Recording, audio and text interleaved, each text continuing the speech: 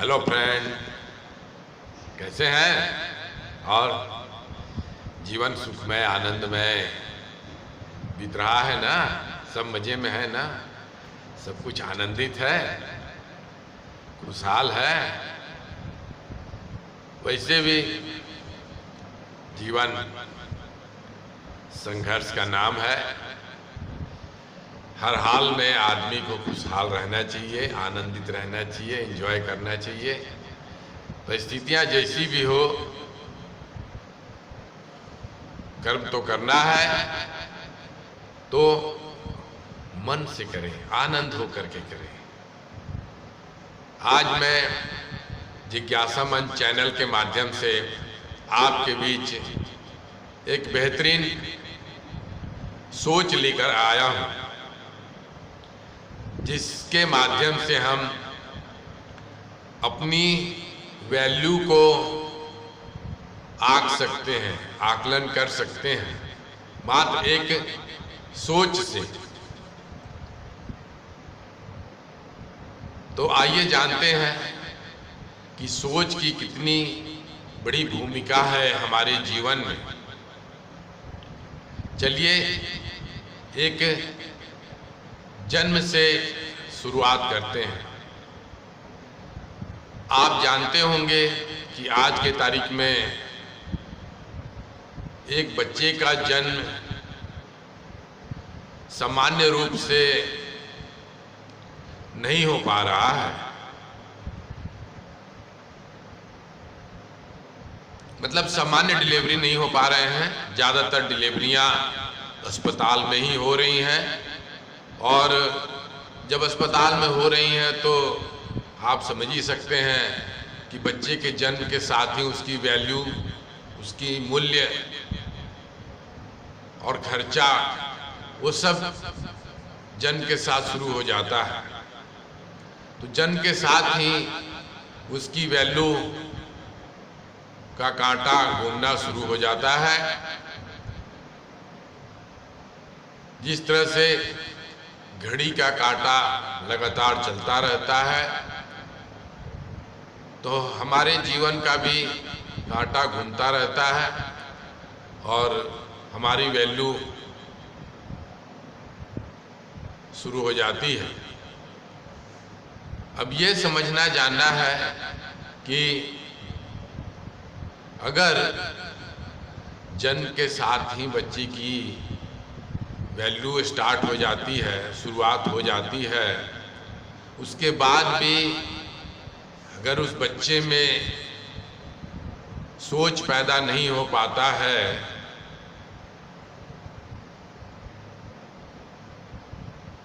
तो अब आप खुद भी बता सकते हैं, सोच सकते हैं, समझ सकते हैं कि उसकी वैल्यू क्या रह जाएगी। पहली बात कि अगर उस बच्चे में सोच विकसित नहीं हुआ तो वह उस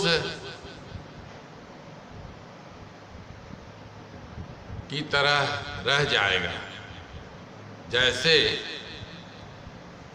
रोज कुआं खोदें, पानी पिए, रोज कुआं खोदें और पानी पिए, तो एक मजदूरों वाली जीवन वो शैली रह जाएगी।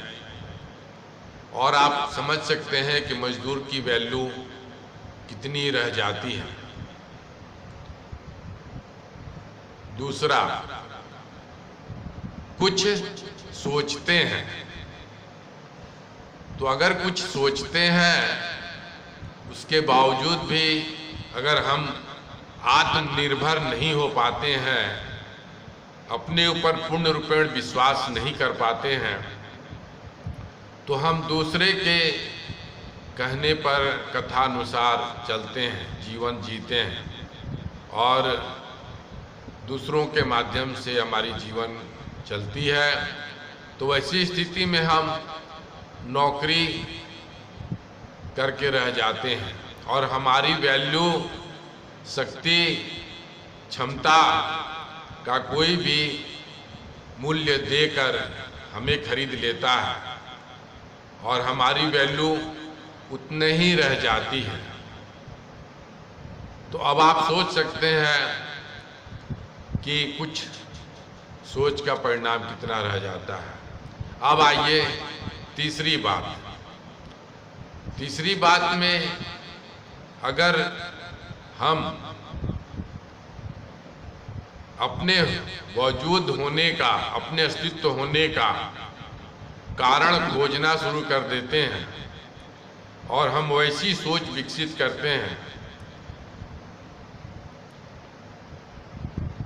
हमारी अस्तित्व क्या है, हमारी वजूद क्या है, हमारे महत्व क्या है, हमारे जीवन का उद्देश्य क्या है, हम क्यों जन्म लिए हैं, वही तो कारण होगा। उस कारण को खोजते हैं। तो ऐसी सोच अगर हम पैदा करते हैं और ऐसी सोच हम में कायम होती है, तो हम अपने लिए, साथ में परिवार के लिए और पूरी समाज के लिए हम कुछ न कुछ कर जाते हैं। और कुछ न कुछ क्या, हम बहुत कुछ कर जाते हैं समाज के लिए। तो ये 3 तरह की बातें हैं, जो 3 तरह की सोच हमारी जीवन की वैल्यू को निर्धारित करता है और वैल्यू को बढ़ाता है। तो आइए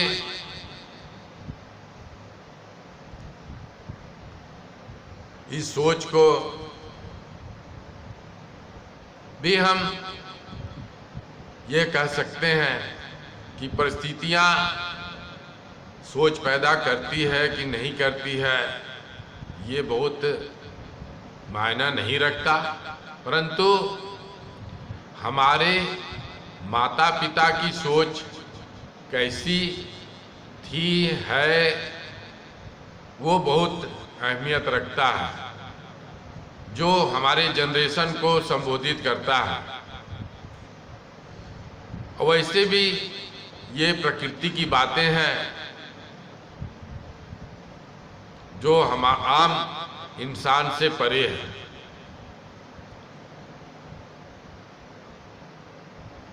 तो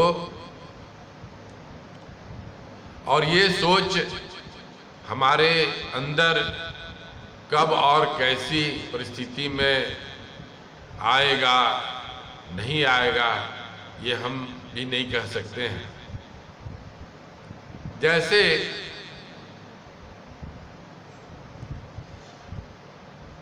एक एग्जाम्पल से हम बताना चाहेंगे कि श्री हनुमान जी बचपन में सूर्य की चमक को देख करके उसको पाने के लिए आकर्षित होकर उनकी ओर चल पड़े। और फिर कुछ समय बाद, कुछ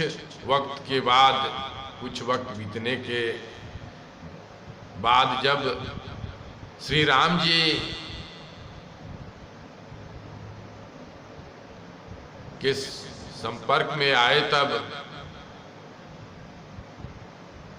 सीता जी को खोजने की बात उठी तो उन्हें उनकी शक्ति का एहसास कराया गया